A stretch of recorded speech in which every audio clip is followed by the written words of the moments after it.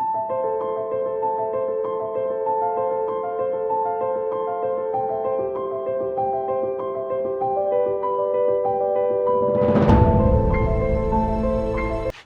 दर्शकबिन, पवित्र गार्डनमा हजुरलाई स्वागत छ।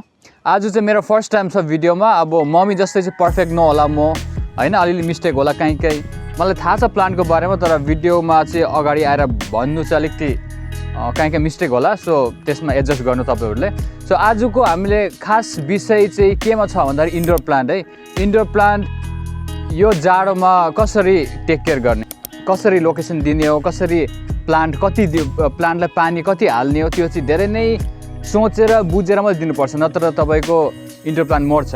अनि हामीले चाहिँ अब हाम्रो एज ए गार्डनर हामीले के गर्छौँ भन्दाखेरि हामीहरू चाहिँ इन्डोर प्लान्टलाई यो जाडोमा चाहिँ यो पीएच मिटरले नापेर दिने गर्छौँ। अनि यो चाहिँ अब तपाईहरुले हामीले कहाँबाट किनेको भनेर धेरैजना सोध्नुहुन्छ होला। यो चाहिँ हामीले दराजबाट किनेको है। यस्तो ट्रु गार्डनर हो भने चाहिँ मलाई चाहिँ के भरिसक्यो, मलाई चाहिँ के लाग्छ भन्दाखेरि हर गार्डनरको घरमा यो एउटा चाहिँ हुनुपर्छ।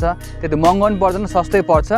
अनि यो पीएच मिटरले चाहिँ अब यो पीएच मिटर हजुरले तपाईको पोटमा यसरी लगाउनु भयो भने यो पीएच मिटरले तपाईलाई दर्शाउँछ कि त्यो प्लान्टलाई उज्यालो, इन्डोर प्लान्टलाई त अब डाइरेक्ट सनमा राख्नु भएन, उज्यालो चाहियो। अनि उज्यालो चाहिँ ठिक मात्रामा पाएको छ कि छैन, पानी धेर भएको छ कि छैन, अनि त्यसको माटो एसिडिक हो कि अल्कलाइन हो भनेर यसले दर्शाउँछ है। अनि यो प्रयोग गर्नु होला। यो प्रयोग गर्नुभयो भने चाहिँ तपाईको इन्डोर प्लान्ट मर्ने छैन। यसले तपाईलाई भनिदिइहाल्छ कि कस्तो ठाउँमा राख्ने, अलिकति उज्यालो ठाउँमा राख्ने हो कि पानी दिने हो कि होइन भनेर भनिदिइहाल्छ। सो यो चाहिँ हरेकजनाले किनेर राख्नु होला। तपाईँको इन्डोर प्लान्टमा मात्र नभएर हरेक प्लान्टमा तपाईँ युज गर्न सक्नुहुन्छ है। अब साथीहरू, अब हामीहरू के अरे इन्डोर प्लान्टमा प्र्याक्टिकल्ली यो युज गर्नुभन्दा अगाडि एसिडिक सोइल र अल्कलिन सोइलको विषयमा म हल्का भन्छु। एसिडिकमा चाहिँ के हुन्छ भन्दाखेरि एसिडिक सोइल भयो भने चाहिँ तपाईँहरूको पातहरू, इन्डोर प्लान्टको पातहरू पहेँलो हुने गर्छ। अनि अल्कलाइन सोइल भयो भने चाहिँ हजुरको जति पनि त्यो न्युट्रिन्ट्स हुन्छ नि त्यो सोइलमा, त्यो न्युट्रिन्ट्स चाहिँ सकिने गर्छ क्या। अनि त्यसको विषयमा म मजाले एउटा डिटेल भिडियो चाहिँ अर्को भिडियोमा ल्याउने छु। अहिलेको लागि यो गएर प्र्याक्टिकली युज गरौँ। अनि हाम्रो इन्डोर प्लान्टहरू छ, इन्डोर प्लान्ट हामीले सिडीमा राखेको छौँ, त्यो सिडीमा राखेको पनि चेक गर्छौँ यसले। अनि पाउने उज्यालो पाएको छ कि छैन हाम्रो इन्डोर प्लान्टले, अनि पानी अहिले दिनुपर्ने हो कि होइन, पानीको मात्रा कति छ त्यो चेक गरौँ। पीएचको कुरा चाहिँ हामीहरू अर्को भिडियोमा गर्नेछौँ है। लु जाउँ अब साथीहरू। र साथीहरू, अहिले हामीहरू थर्ड फ्लोरमा आइसकेको छौँ। अनि मसित छ यहाँ यो रबर प्लान्ट र एग्लोनिमा छ। यो दुईवटा हामीहरू चेक गर्नेछौँ। यो दुईवटामा पानी पुगेको धेर भएको छ कि कम भएको छ, अनि कतिको उज्यालो पाउने मात्रामा पाएको छ कि छैन, कि धेर भएको छ कि कम भएको छ, त्यो हाम्रो अहिले पीएच मिटरले प्र्याक्टिकल्ली हामीहरू चेक गर्नेछौँ तपाईँको अगाडि। अनि म भन्दै जान्छु, हेर्दै जानु होला। अब साथीहरू, यो पीएच मिटर चलाउँदाखेरि पहिला यसको तपाईँले यहाँ ड्यासबोर्ड हेर्नुहोस् है। यो ड्यासबोर्डमा dark, light, dry, moist, wet दिएको छ। अनि यहाँ मुनि आउँदाखेरि तपाईँले यहाँ पाउनुहुन्छ एउटा बटन है। यसमा चाहिँ मोइस्ट, लाइट अनि पीएच दिएको छ। अब हाम्रो यो पीएच मिटर हामीले लाउनुभन्दा अगाडि चाहिँ यहाँको माटो चाहिँ सबै झार्नु होला। माटो झारेन भने फेरि त्यसले रिडिङ चाहिँ फेरि त्यो पुरानो रिडिङ भन्छ कि। अनि यो मजाले साफ गर्नुपर्छ। साफ गरिसकेर तपाईँले यसरी लगाइदिनु होला। अहिले हामीले यो फिलोडेन्ड्रनको सोइलमा यो पीएच मिटरलाई गाडिसकेको छौँ। अनि रिडिङ हेरौँ। अब रिडिङ हेर्दाखेरि मोइस्ट यसको पानी ठिक छ, 4बाट 7को बिचमै छ, पानीको मात्रा ठिक छ। अब लाइट हेरौँ है। लाइट यसलाई चाहिँ अलिकति उज्यालो ठाउँमा राख्नुपर्ने रहेछ हामीले। अनि पीएच मिटर अब हेरौँ। पीएच मिटर पनि यसको पनि अलिकति एसिडिक छ।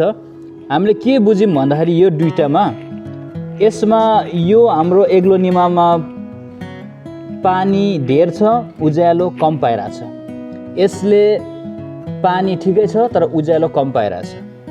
अनि यस्तो अब यो हिसाबले हामीले के गर्नु पर्यो भन्दा यसलाई चाहिँ अलिकति पानी कम दिनु पर्यो, उज्यालो ठाउँमा राख्नु पर्यो।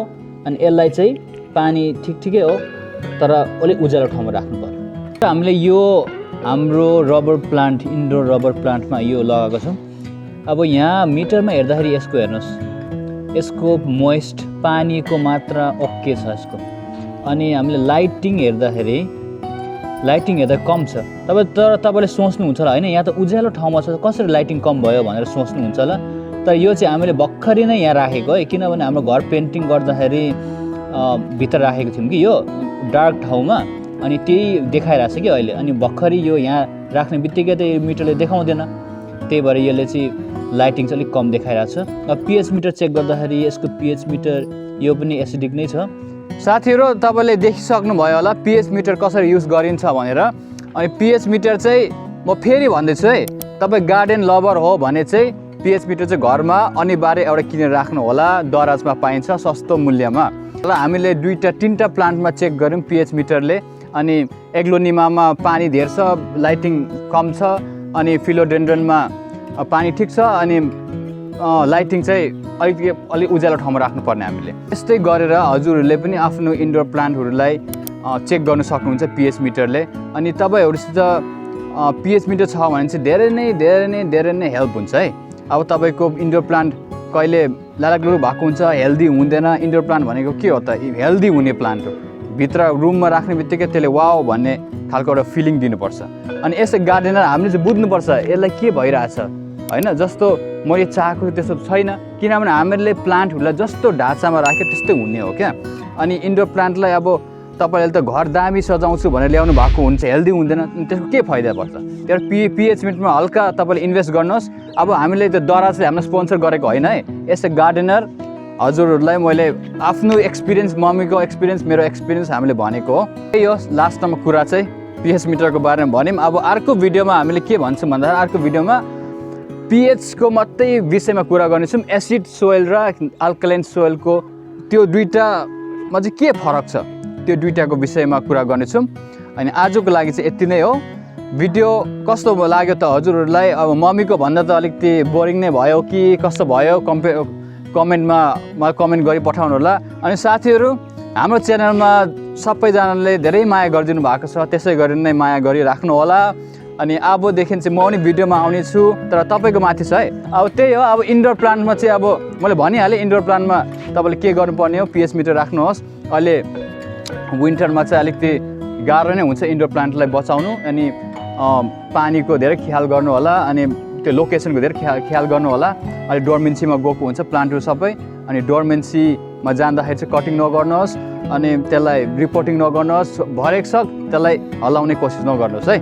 अनि अरू त के भन्नु र साथीहरू, त्यही हो, सब्सक्राइब गरिदिनु होला। अनि नयाँ साथीहरूलाई चाहिँ स्वागत छ च्यानलमा, जो जोडिराख्नु भएको छ उनीहरूलाई धेरै धेरै धन्यवाद। सब्सक्राइब गर्नु चाहिँ नबिर्सिनु होला, अनि बेल बटनलाई टिङ्गे पार्नु होला। अनि साथीहरू इन्डोर अब यो विन्टरमा त के अरे इन्डोर प्लान्ट डोर्मेन्सीमा जाँदो रहेछ, कतिजना नथाहा होला नि त। अनि त्यही भएर आफ्नो छरछिमेकी साथीभाइ सेयर गर्नु होला। अनि I'll see you in the next video. Thank you very much for watching. Bye bye. Take care.